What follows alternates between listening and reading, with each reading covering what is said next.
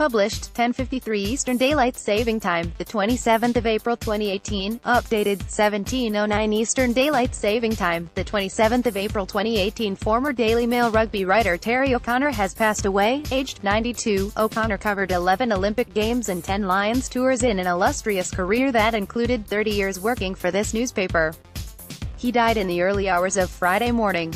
Former Daily Mail rugby writer Terry O'Connor, pictured in 2012, has passed away, aged 92. Born on August 28, 1925, O'Connor started out as a copy runner for legendary cricket writer C.B. Fry, working at the Oval from the age of 14. He then lied about his age to join the RAF, who he served as a rear gunner in World War II. When he demobbed, O'Connor returned to journalism, working as London correspondent for the Kemsley Newspapers Group and later the London Evening News before joining the Daily Mail in 1960. He served as rugby correspondent for 30 years and also covered athletics, boxing and swimming as part of a remarkable run of covering every Olympic Games between 1948 and 1988. He first toured with the Lions in 1962. O'Connor talks to Welsh rugby players Graham Price, Bobby Windsor and Charlie Faulkner, Lr. Upon his retirement in 1990, Gloucester Rugby Club described him as a man whose pen could be vitriolic, adding, "But he's a nice bloke, a shrewd companion to have a beer with, forthright, and even mistaken, he could be, but he was never snide.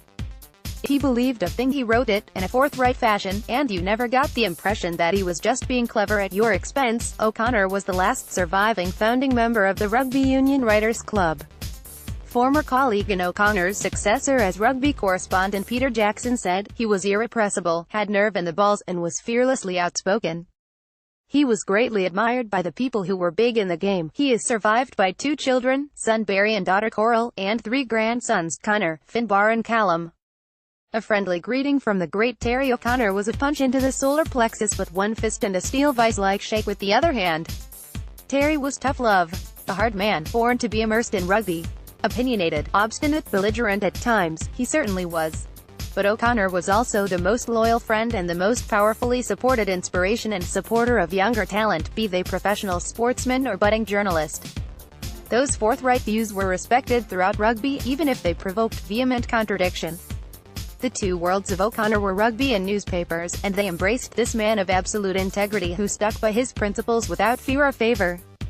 His many close friends in rugby included greats like Cliff Morgan, Francois Pienaar, Sean Fitzpatrick, Michael Lynagh, Gavin Hastings and of course Willie John McBride and every man who ever played the oval ball game for Ireland.